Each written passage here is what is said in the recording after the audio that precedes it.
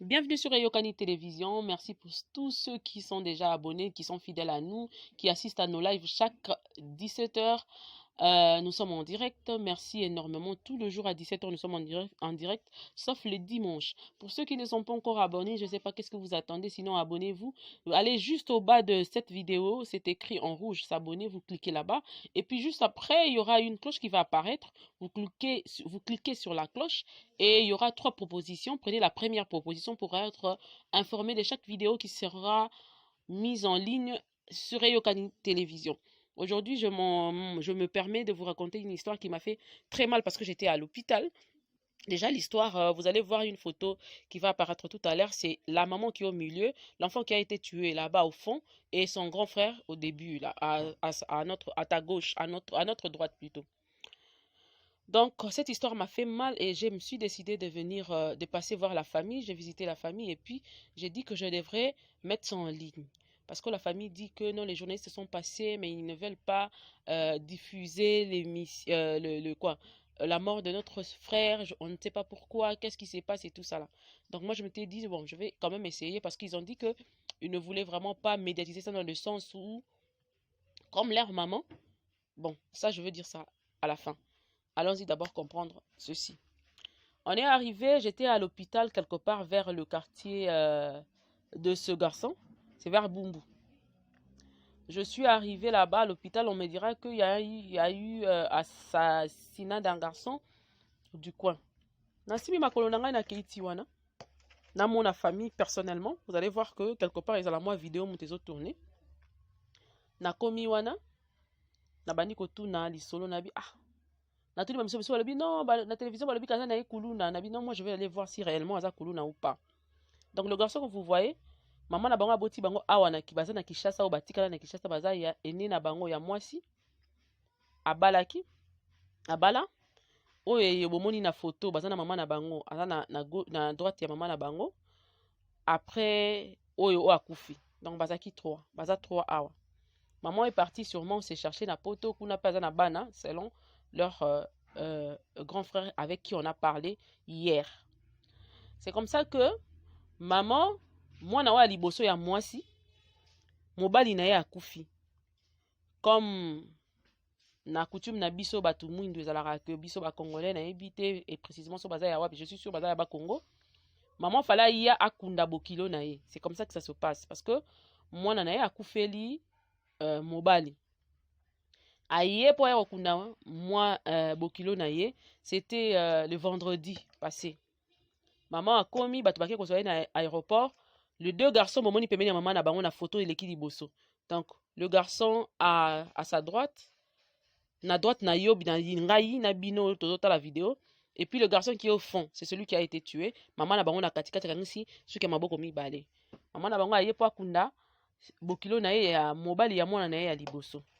Na koya wana, les deux garçons bake kozwa maman na bango na aéroport.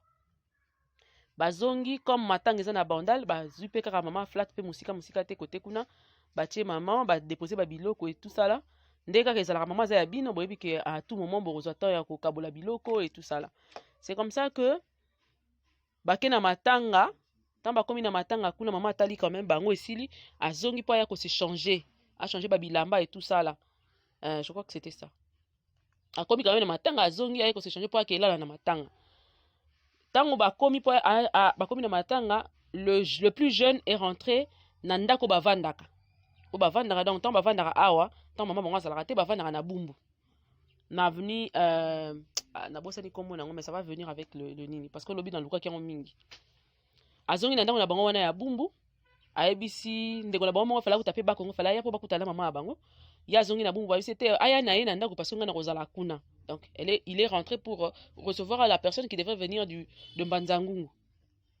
C'est comme ça que maman na yaya oya liboso, na yaya oya mobali ya mukolo wana mususu batikali. Aki kotika maman bango abia akolingane kovanda ye moko te, il faut mwana mobali aketika ye oya yaya ye voilà. Oyo aza na droite na biso nyonso nde tozo tala boy. Oyo aza na droite akei, omene Galvin, Calvini, voilà. Ake accompagné maman na bango, sans akoko imaginer que leki na bango ndenga akei kula na ndako qu'il y aura un problème. Pendant que lui il était avec sa maman, na flat hotel amoni téléphone na ye sonné babengi ye ke ono leki na yo azwi masasi petit frère na yo aye petit frère na nga mama atuni bozoloba petit frère asali nini le garçon comme sachant que leur maman venait d'être opérée na motema abombeli maman na bango lisolo azwi abetika fente abaluki. Or que le garçon quand il est rentré eza na eloko moko esalamaki na selembao eloko yango esalamaki na selembao ezaki nini motard moko entre guillemets wana eza lisolo ndenge nga nauti korecueillir kuna na selembao mpo nasalaki tour ya selembao na bumbu aye na mwasi na ye adepose mwasi na ye na balabala apesi ye kiti papa soldat azoleka ayebisi bango eza infraction makelele bandi finalement lisasi ebeti ezwi innocent oyo ayaki kokabola motard na soldat ntango lisasi ebeti ezwi ye bana quartier ntango kuna balingaka bayoka lisasi te bayoki lisasi bayembala moko bakati soldat bapapi soldat boyoka place histoire ebandi bongo bapapi soldat ntango bapapi soldat patrouille mbala moko ekoti yebi ke soldat soki akufi etikalaka bongo te bandeko ne fo réagir et tout ça là. Voilà la maman au milieu, le garçon l'aîné des garçons est à droite oyo akufi wana na suka ekoti siko opération patrouille bakanga ba jeune nyonso ya kota selemba wana kitomesa si je ne me trompe pas bakanga bango consort c'est inde sali que un civil mort tué et puis un soldat tué tango bakiti pona kosala nini oyo kosala patrouille mais oui sikoyo ntango bakiti bakomi kosala patrouille wana bakomi kopanza baozwa bagarçon nyonso bazolokota tout le garçon qu'on trouvait sur la route nazoloba bien propos recueillis sur place par les habitants de Kitomesa na Selembao baye bakomi kokanga batie patrouille bakomi kokanga basoda bakiti lokola guerre. On a dit même qu'il y avait la présence d'un bourgmestre il y a Selemba ou quelque chose comme ça. Wana c'est entre guillemets, c'est ce que moi j'ai recueilli là-bas. Quand bakomokanga bango ti finalement bani rokita comme bumbu et Selemba et ça avenue Mutekabola bango. Bakoti ti bumbu pe na patrouille na bango kaka. Le garçon ne sachant rien a outi ko maman à l'aéroport. D'ailleurs, selon les infos, il devait voyager avec sa maman. Allez, atelemi na ya outi na ko maman bango na aéroport ba bisika somo ko ezobeta côté ya likolo kuna on ne sait pas comment et tout.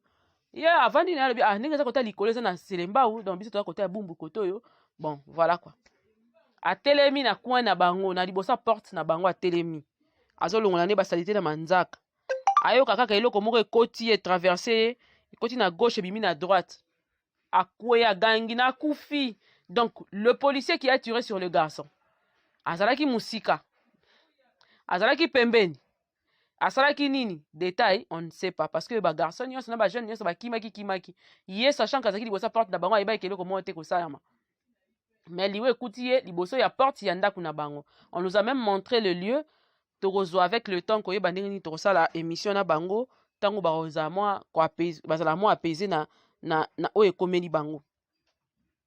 Et c'est comme ça que garçon bazui ba policier batiki na bato nyonso bakangaki parce que ndota mwana bataillon ya bato bakangaki babi 300 soki combien de personnes batiki bakimi bato wana pe batikali en débandade. Jusque là le vrai coupable ya makambo ba bomaki policier et consort atikala komona na te basoki ka ba jeune ba innocent et consort soki bakangi bino bokei kuna avant obima 200 000 francs 200 000 francs na mutu nyonso oyo bakangaki famille nyonso kotika 200 000 francs. C'est ce qu'on n'a pas aussi aimé pour nani amende ngo ezaki ndingwana bon entre guillemets makambo Kinshasa vraiment so okoti yango mingi komi cible bakomo olukisa yo et tout ça là dans moment tokota pena mingi ezate mais topesi ka nde info.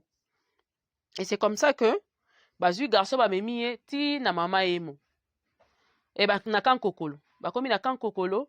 Le garçon parlait à Tuni yaya na ye tanga tsali bonga tiki maman na bango kuna pour ne pas faire paniquer leur maman parce que outi ko leka na nini opération munene ya mutema opération à cœur ayemba ngu aye alandi leki na kankokolo bakomi na kankokolo ayebi kaka que ça va marcher opération basimba ayebi ka ba médecin on dit ba yebaki na bango déjà que akokufa soki nini toyebi te babandi kotala ere eleki mwa 2 heures 3 heures ote bokende na mama ye bakomi na mama ye mo abiti ndenge bakendaki wana na kankokolo balongi kakolo bake mama ye mo ndeko na ye atikala kozwa traitement moko te nde esali que bazwi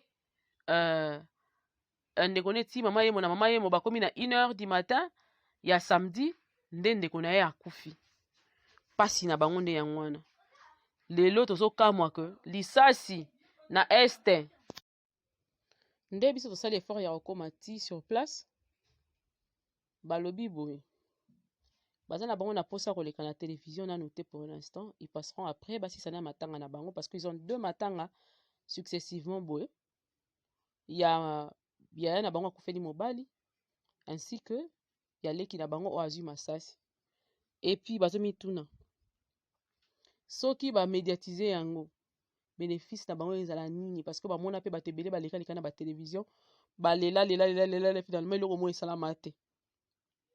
Balobi lisusu que certaines chaînes bakozora bakosalisa encore un média bakosalisa encore buzz na bango et puis bafingi susu famille baluka susu ka ba faille mususu na famille po bafinga bango yango baboyaki na bango. Mais au début bato mo balekanaki wana babaki baza bato ya Molière mais bamoni te eleka na Molière. Bon, je n'accuse personne parce que papa Molière kuna monanaki te azalaki kuna te. Ça c'est ce qui est réel, c'est que papa Molière n'était pas là-bas. Donc mutu soka eke na kombo ya papa Molière peut-être pas misutu bakoma na bango kokosa akosi na yeke eza Molière mais eza nango Molière te. Bato pe basala bon pe baza na bango. Bato pe basala pe ngali ngala facile olake na kombo na ye moko tema kombo na ezo pesé te akosa ngali ngala facile ngai Molière azala rappela musu pe na carte moko pe kaka boye ndenge moko boye. On ne sait pas parce qu'on n'a pas vérifié entre guillemets ezalaki bongo. Souci ya famille oyo eza nini?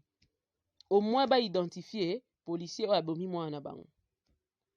Mususu souci na bango ya makasi eza que parce que selon bango bato ebele na média balobi que mwana wana akufi babomi parce que azalaki na ye kuluna pendant que leur garçon n'est pas kuluna. Soko tali okomona que ce n'est pas un kuluna, soko tali famille éducation ya famille otali bato nyonso baza na restriction que ba kuluna. C'est vrai que kuluna ba kuluna pe musu sorti de très bonnes familles bazali. Mais bazo implorer que information ezali ko circuler sur moi na bango balobi kazaki kuluna akataki policier pendant que place au policier akatamaki eza ta périphérique na bango te eza vraiment musika distance eza vraiment molai. C'est vrai que mutu pe ko longwa awa ki kosala kuluna na commune mususu na yebite soki pe ezala ba kuluna commune wana ba ko permettre na yebite mais ba quartier ezala bongo ba kuluna quartier ba quartier kuna ezalaka mais bango ba reconnaître te moi na bango na kuluna même pas un jour, même pas de la nuit ni un jour atikala kosala ki kuluna. Pona nini bazo accuser moi na bango na kuluna pendant que moi na bango atikala kosala na kuluna te, c'est seulement pour étouffer l'affaire. To eza nini finalement mboka oyo eza nini yango epesi bango dégoût ya kolega lisusu na télévision mpona obeta lisolo wana. Pourquoi? Parce que bami lobeli que ata baleki déjà ntango bazosalela bango contre publicité bongo ntango bazosalela bango babeta ya lisolo yango na lokuta bongo, est-ce que justice moko ekosalama? Nazonga pe nanu na kati ya police congolaise. Est-ce que seulement baagent nyonso baélément nyonso ya police bazalaka identifié? Moi la question que je me pose c'est ça. Bazalaka identifié ya liboso ya mibale bamunition bakenda kobeta betela na nzela ezalaka identifié mpo nga nayebi ke natalaka basérie natalaka bafilme oyo soki mutu abeti lisasi na ye koidentifie parce que yango nde mutu bapeselaki à partir ya nini ya esika bombelaka bango masasi to esika bapesa bango masasi baidentifia bango déjà bongo bayebi ke RR25 eza lui ya eloko boye ebimeli pa mutu boye po mutu boye mutu ndatambolaka nango même na bapays oyo batekaka baarme na baboutique loko baoteka lipa soki une fois esali arme wana esali quelque chose bakozonga ti baremonte ti na porteur ya arme wana eza nani lisasi wana ebetamaki wapi epuis bakokende kosala enquête sur place. Est-ce que makambo bongo na mboka na biso ezalaka? C'est possible de le faire ou ça se fait? C'est ici. Pour le lenge bato bazokufela na masasi ezomituna, est-ce que ces policiers sont réellement formés pour protéger la population ou c'est quoi? Policier bakati ye machette azalaki na munduki bato ya kuna balobi ke bango mutu bapolisier babandaki bango ntango bapolisier vrai ke baza mpe na droit ya kokaboma policier te ata mbala moko te parce que policier aza wana mpona kobatela population babi policier muta bandaki bango muta beti masasi civil à liboso akufi. Eux pour se défendre nde basalaki bon parce que lui il était armé. Soit disant c'est entre guillemets. Ndenge population akuna balobi. Ngati. Sikoyo.